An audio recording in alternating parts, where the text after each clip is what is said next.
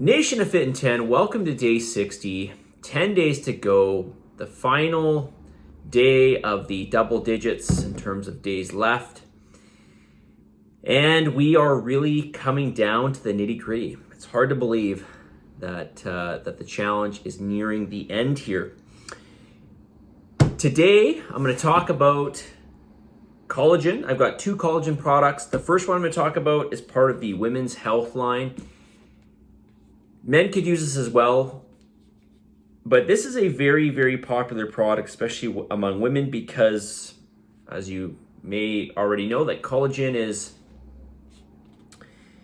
touted to essentially help with the integrity of your skin, hair, and nails, mainly because your skin, hair, and nails are made up of collagen. So I've got this one product here. This is a powder. It actually tastes really, really good. Like, I look forward to having this just because it tastes so good. And it is fortified with copper and zinc and vitamin C and vitamin B7. These all play a role, I think, in its absorption.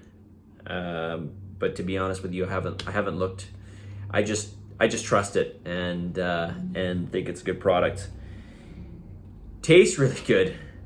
The second one is a little more interesting because it is a collagen product, but it has a few ingredients in here, such as deer antler velvet, gotcha cola, natural eggshell membrane, and silica, and a few other things.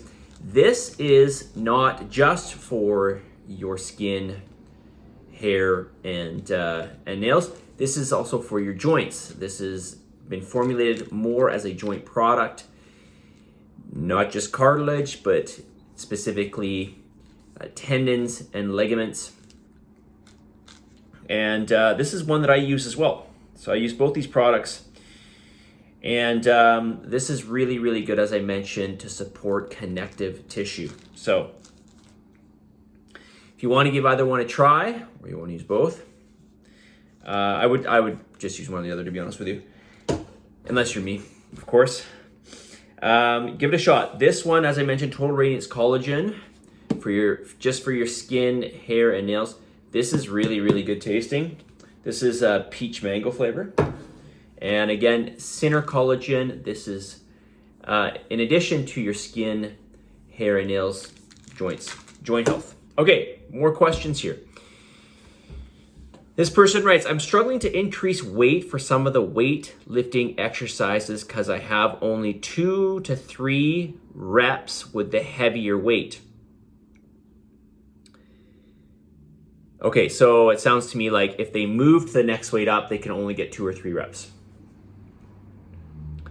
How can I structure long rep exercises, example, 15 reps for each set, so I can move up in weights? All right, so you're saying you're having a hard time getting stronger.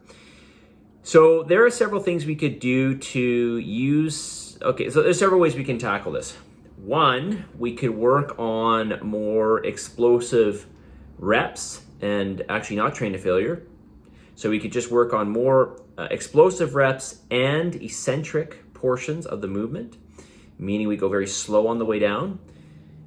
And we could essentially increase the intensity, and this alone will drop the reps down because you're making the movement harder now.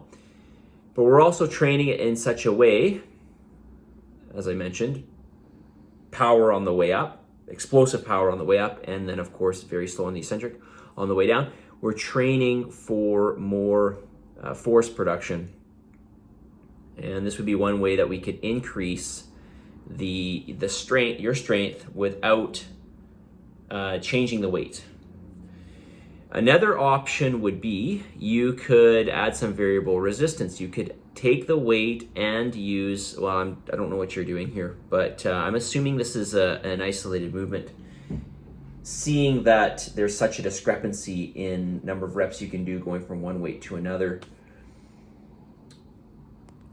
because in here it sounds like you're going from doing a weight with 15 reps, moving to the next weight up. So let's assume it's a dumbbell. Like let's assume we're going from 15 to 20 pounds, which is quite a jump. you're going from 15 reps down to 3 reps, if I understand this correctly. So yeah, first suggestion that I mentioned, right? Slow eccentrics, power on the way up. Second one, we could add some variable resistance. We could add a little more resistance via a band. So let's say this was a bicep curl. We could throw a band in there. And this is obviously going to increase the resistance. The other option too is you could hold, potentially, you could hold we've got some geriatric weights, like some 2-pounders. You could actually hold 2 in your hand. Although I know the person that wrote me this, I know has probably got very small hands. It's a very small person. So I doubt that's going to be the case. But yeah, I would go with the first suggestion. Really work on your eccentrics and of course work on the explosion on the way up with the weight that you have. So maybe you could do 15 weights with this weight, but now we're gonna make it that much harder where you're only gonna be able to get maybe 8 or 10. Okay, even though you could, if you just went with say, quote, normal rep cadence, you could get 15. We're gonna make it harder and really tax the muscle more. Is there anything you'd like me to cover in this video series? What's your opinion on canned foods?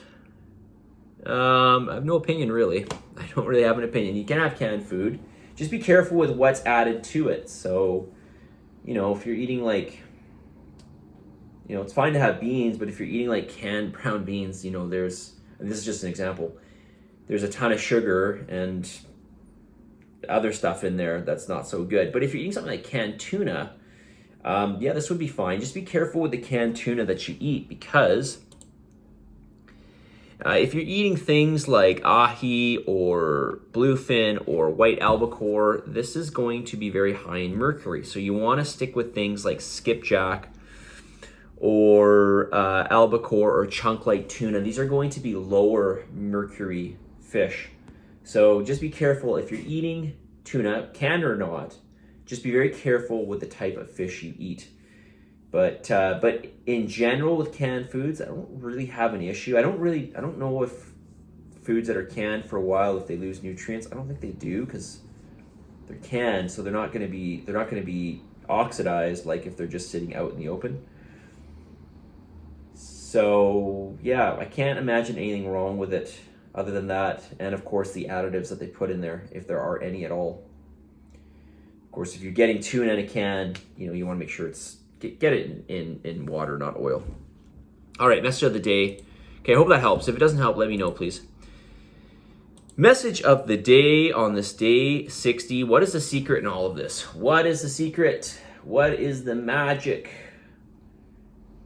What separates those who are successful versus those who are unsuccessful?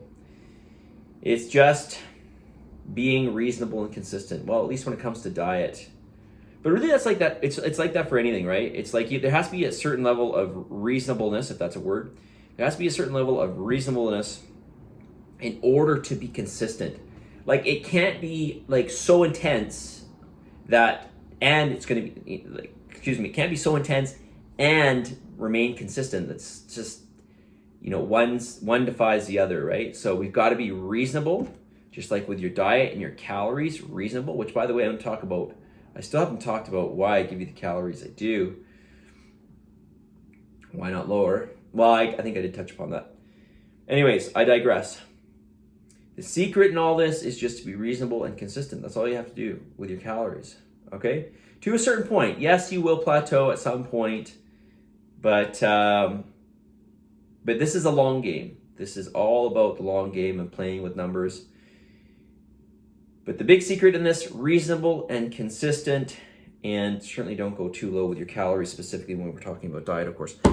Positive energy, positive vibes, believe in yourself, for the love of God, give some gratitude, and I will talk to you all tomorrow.